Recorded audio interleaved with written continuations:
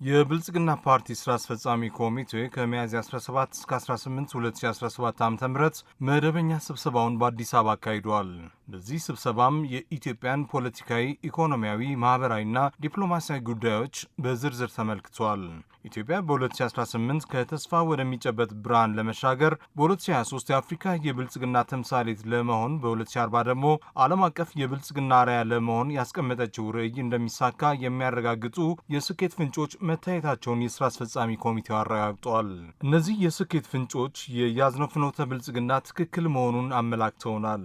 ከብልጽግና ፓርቲ ሁለተኛ መደበኛ ጉባኤ በኋላ አያሌ ፖለቲካዊና ዲፕሎማሲያዊ ስኬቶች ተመዝግበዋል።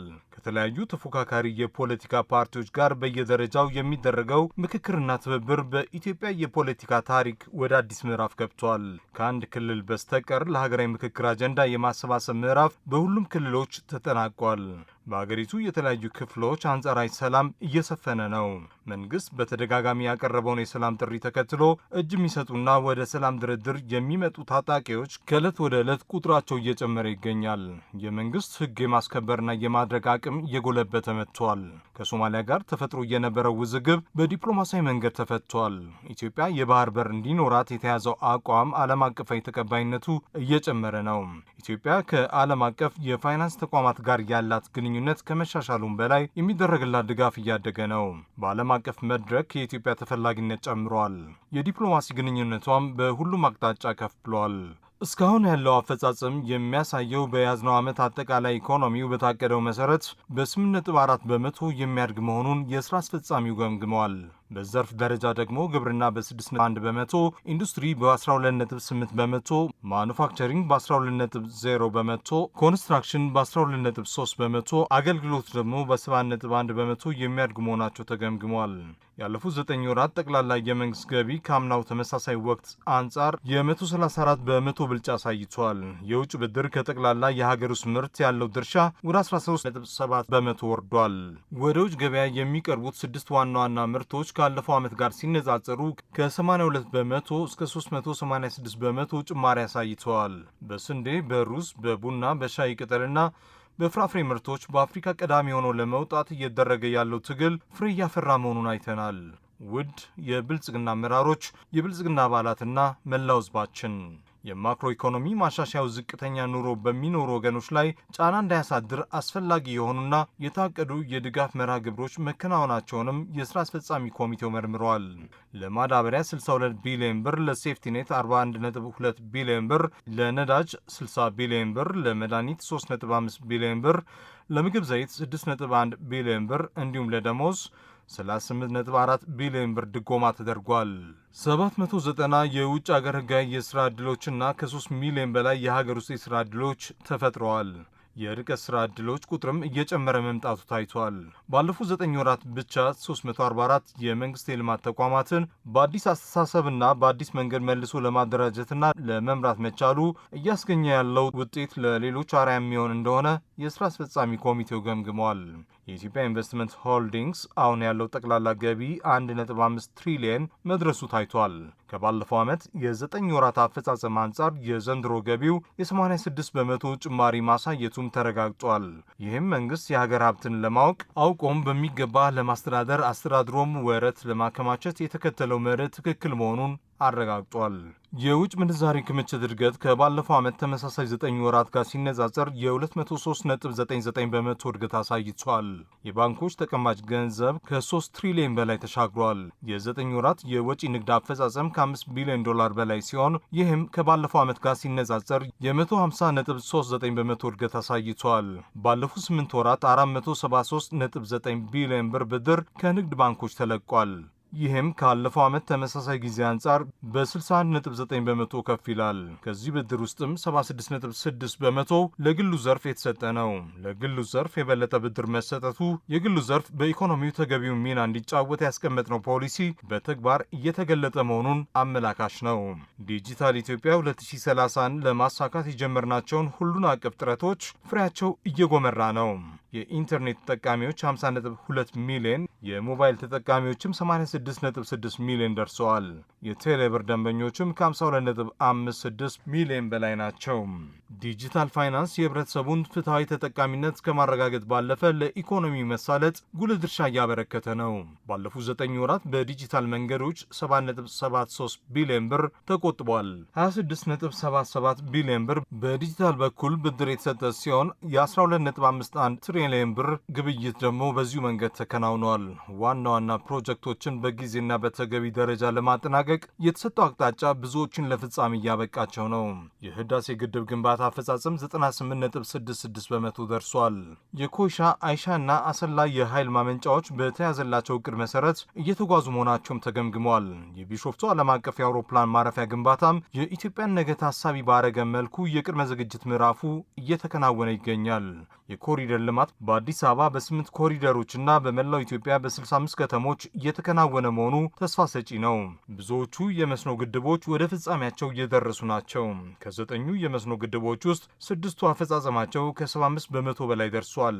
ትምህርት ለትውልድ በሚል መሪ ቃል ከ82 ቢሊዮን ብር በላይ ድጋፍ የተሰበሰበ ሲሆን በአጠቃላይ 6815 ትምህርት ቤቶች በመላ ሀገሪቱ ተገንብተዋል። የነባር ትምህርት ቤቶችን አቅም ለማሻሻልና በግጭት የተጎዱትን ለመጠገን የተደረገው ጥረት በትውልድ ላይ ለሚሰራው ስራ መሰረት የሚጥል መሆኑ ታይቷል። የወላድ እናቶችን እና የጨቅላ ህጻናትን ሞት በመቀነስ ረገድ የተሻለ ውጤት መመዝገቡም ታይቷል። በኢትዮጵያ የቱሪዝም መዳረሻዎችና የስፖርት ስፍራዎች በቁጥርም በአይነትም እያደጉ መጥተዋል። በተለያዩ ከተሞች በመገንባት ላይ የሚገኙ ዓለም አቀፍ ስቴዲየሞች በመጠናቀቂያ ምዕራፍ ላይ ናቸው። ይህም ኢትዮጵያ ታላላቅ አፍሪካዊ ጨዋታዎችን ለማስተናገድ ለያዘችው እቅድ መሳካት ወሳኝ ነው። ከዚህ በተጨማሪም ኢትዮጵያ ዓለም አቀፍ ኩነቶችን ለማስተናገድ ያላት መሰረተ ልማትና የመስተንግዶ አቅም እያደገ ይገኛል። ባለፉት 9 ወራት ከ66 በላይ ዓለም አቀፍ ኩነቶች በሀገራችን ተደርገዋል። በቱሪስት ፍሰት ጭማሪ ከአፍሪካ ቀዳሚ ሀገር በመሆን ላይ ነን። የኢትዮጵያን ተፈጥሯዊ፣ ባህላዊ፣ ታሪካዊና ሃይማኖታዊ ጸጋዎች አውጥተን ማሳየት ከቻልን በቱሪዝም መስክ የቀዳሚነት ሚና መጫወት እንደምንችል ጅምሮቹ ያሳያሉ። ባለፉት 9 ወራት በተከናወኑ ተግባራት አምራችነትን በማበረታታት ስራ ያቆሙ ኢንዱስትሪዎችን ወደ ስራ በማስገባት ገቢ ምርቶችን በሀገር ውስጥ ምርት በመተካት የሀገር ውስጥ ገቢን በማሰባሰብ ወጪ ምርቶችን በብዛት በማምረት ከአንድ ጊዜ በላይ መሬትን ደጋግሞ በማረስ ሪፎርሞችን በየዘርፋቸው አግባብ በመተግበር የተመዘገቡ ውጤቶች ተስፋ ሰጪ ናቸው። በዚህ እንቅስቃሴ የተነሳ ራስን የመቻል ተነሳሽነት ጨምሯል። 9 ክልሎች ሰብአዊ ድጋፍን በራሳቸው አቅም ከመሸፈናቸውን በላይ የሰብአዊ ድጋፍ ፈላጊዎች ቁጥርም ባለፉት 5 ዓመታት በሀገር አቀፍ ደረጃ በ86 በመቶ ቀንሷል። ሂደቱ ተረጂነትን መጸየፍና አምራችነትን ባህል ማድረግ በሀገራችን ስር እየያዘ መሆኑን አመላካች ነው። ውድ የብልጽግና አመራሮች፣ የብልጽግና አባላትና መላው ህዝባችን እነዚህ ስኬቶች የጉዟችን መጀመሪያ እንጂ መጨረሻ አይደሉም። ማበረታቻዎች እንጂ ፍጻሜዎች አይደሉም። ስኬቶቹ መንገዳችን ትክክል መሆኑን የሚያሳዩ የተራራ ላይ መብራቶች ናቸው። ለበለጠ ስራ የሚያነሳሱ፣ ለበለጠ ወኔ የሚቀሰቅሱ፣ የጠለቀ ቁጭት የሚቆሰቁሱ ናቸው። በሰራናቸው የፖለቲካ የኢኮኖሚና የጸጥታ ተቋማት ሪፎርሞች ሀገራችን ከነበረባት የህልውና አደጋ ወጥታ ወደ አስተማማኝ ህልውና እየተሻገረች ነው። ሪፎርሙ የነበረውን የህልውና ስጋት መቀልበስ ብቻ ሳይሆን የሀገርን ህልውና ለመጠበቅ የሚያስችል አስተማማኝ አቅም ፈጥሯል። ይህም በተቃራኒው መንግስትን በኃይል ለመጣል የነበረውን ፍላጎት አምክኗል። በተደረጉ ሀገር በቀል ማሻሻያዎች በተፈጠረው አቅምና ዝግጁነት ኢኮኖሚያችን ወደ ተሟላ የኢኮኖሚ ማሻሻያ ትግበራ ገብቷል።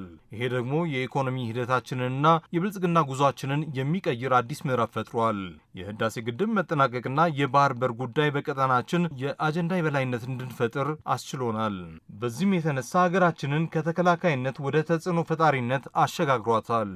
በመሆኑም ለውጡ ከመተከል ወደ ማንሰራራት ተራምዷል ማለት ይቻላል። መንግስት የፈጠረው አቅም የጸረ ለውጥ ኃይሉ መዳከምና ዓለም አቀፍ ለውጡ የኢትዮጵያን ሪፎርም ለማሳካት የተሻለ እድል የሚሰጥ ነው።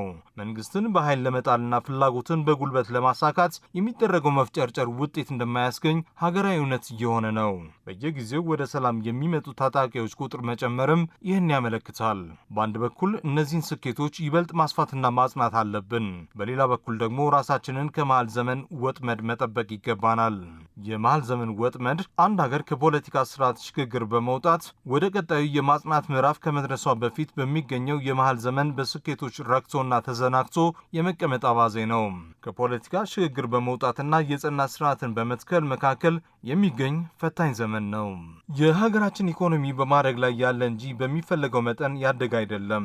በግብርና፣ በኢንዱስትሪ፣ በከተማ ልማት፣ በወጪ ምርቶች፣ በማዕድን፣ በአገልግሎት ዘርፍ፣ በዲጂታል ኢትዮጵያ ወዘተ ያየናቸው ለውጦች ብንሰራ የት እንደምንደርስ አመላካቾች ናቸው። ከግባችን መድረሳችንን ግን አያበስሩም። የፖለቲካ ባህላችን እየተለወጠ ነው። ነገር ግን የሰለጠነ የፖለቲካ ባህል ገና አልገነባንም። የጸጥታ ተቋሞቻችን እየዘመኑና እየደረጁ ናቸው። ይሁን እንጂ በኢትዮጵያ ልክ ገና አልደረሱም። የፖለቲካ ፍላጎትን በኃይል የማስፈጸም አካሄድ ፋሽኑ እያለፈበት መጥቷል። ነገር ግን ገና ከፖለቲካና ከማህበራዊ ባህላችን ተፍቆ አልጠፋም። የሲቪል ሰርቪስ ሪፎርም ገና በጅምር ላይ ነው። ዕዳችን ቢቃለልም ገና ከጫንቃችን ፈጽሞ አልወረደም። የዋጋ ግሽበትን ብንቋቋመውም የኑሮ ውድነትን ግን በተገቢው መንገድ ገና አላቃለልነውም። በመሆኑም ከስኬት ማማ ላይ የደረሰ መስሎን በመሃል ዘመን ወጥመድ እንዳንያዝ አመራሮችና አባላት ነቅተው እንዲታገሉ የስራ አስፈጻሚ ኮሚቴው በአጽንኦት ያሳስባል። የመሃል ዘመን ወጥመድ በዋናነት የሚከሰተው በውጤት በመዘናጋት ችግርን በመላመድ ሀገራዊ እይታን ትቶ በጎጥ ውስጥ በማደርና የህዝብን ችግሮች በጊዜያቸውና በልካቸው ባለመፍታት ነው። በመሆኑም እነዚህን ችግሮች የመሃል ዘመን ወጥመድ እንዳያመጡብን በአመራሩና በአባላቱ ዘንድ ትግል ሊደረግባቸው ይገባል።